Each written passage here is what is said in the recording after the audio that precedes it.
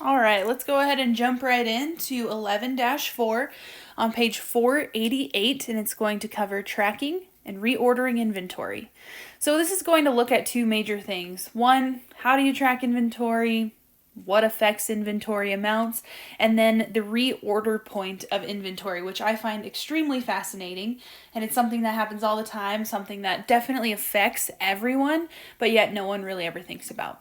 So first, we're going to cover inventory records.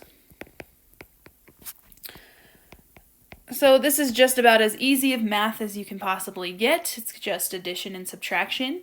So our inventory records are going to be added to when we buy more inventory.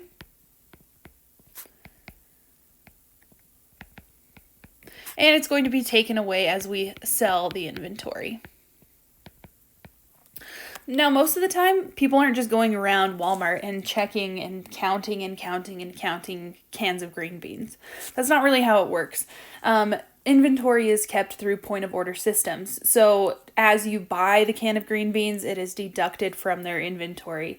It is especially important that those inventory systems are accurate right now more than ever because of online ordering to then go and pick up. So they need to know how many cans of green beans are on the shelf so that when someone orders them to be picked up at the store, that amount is correct. But then usually about once a year, they will do an actual physical count of inventory to see how on their system is. So I remember in high school working at a hardware store where we would go once a year and count every nut, every bolt, every single piece of inventory in that hardware store. It was always a bummer.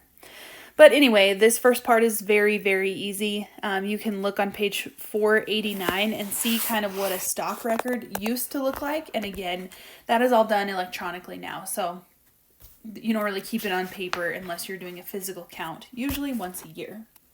So let's jump right in. We're going to look at A. A says a wholesaler stock record for garage doors showed a balance of 38 doors on June 5th. The number of garage doors issued, which means sold, were on June 8th, 6. So we're going to subtract 6. June 14th, 28. And June 30th, 8. 18 garage doors were received then, received being added, on June 16th. 18 doors. So what was the stock record at the end of the month? So if we add those all together, subtract them out, we're going to get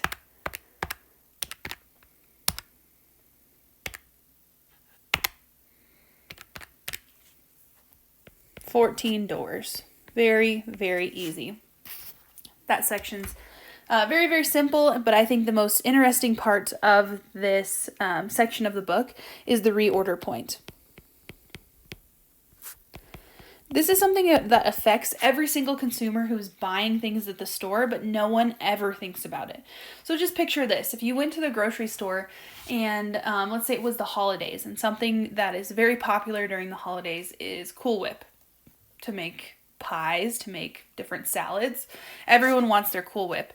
If you don't ever think about a reorder point and you just bought new Cool Whip for the store every single time you were out, customers would get angry because they want their product and they want it right now. They can't wait, the 4 days that it may take for you to order the product and then the product to arrive. So you need some kind of reorder point where okay, when I'm down to, let's say, 4 Cool Whip containers, I know I need to place an order because those are going to go in the next day and a half to 3 days.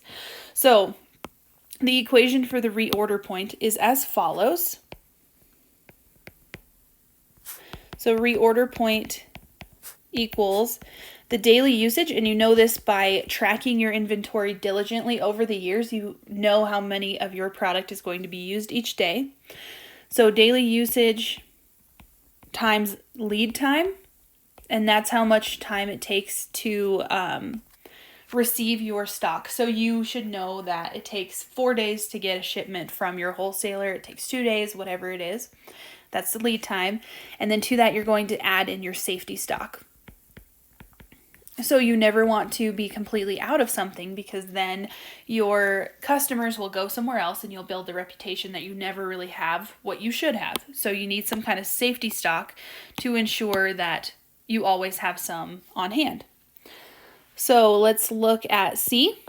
So not a hard equation, but I find it very interesting that this is something that someone came up with to make sure that they always have something in stock, but not too much because you don't want your product to go bad. So C says the floor care place sells 90 floor polishers every 30 days. It takes 10 days lead time for them to replace the floor polisher stock. They have a safety stock of 2 polishers. What is the reorder point? So if they use 90 every 30 days, then they're using 3 per day. So 3 daily usage times a lead time of 10 days. Okay, and to that, they want a safety stock of 2 polishers. So we're going to get 32. So the second that you're walking or in your system, let's talk technically because this is what happens nowadays, they get down to 32 polishers. The person who reorders stock should know, that should trigger, we need to order more polishers because in 10 days, we will get new ones, and by then we will probably only have 2 on the shelf. The safety stock is just to ensure that if it's an off day or we, sell more than expected, we have some in stock. This safety stock is extremely important for things like snow shovels or umbrellas during the rainy season, things that are seasonal but you can't really predict. Okay, let's practice again on D. A lamp manufacturer uses 8,280 of its electrical components every 45 days. The lead time is 13 days, and the safety stock is 3 days usage. What is the reorder point? So we have to do an initial equation of 8,280 divided by 45 days. And that tells us that each day we are going to use 184 electrical components, okay? It takes us 13 days to get our new stock in, and we have a safety stock of 184 per day times 3 days usage told in the problem. So 2,392 plus 552. We need to order new stock when we get down to 2,944 components. So that's a really large number that you might not expect to have to reorder right away, but according to our equation, it is time. Okay? So in this section of the book, let's go ahead and complete numbers 7 through 13. 7 through 13 all. All right.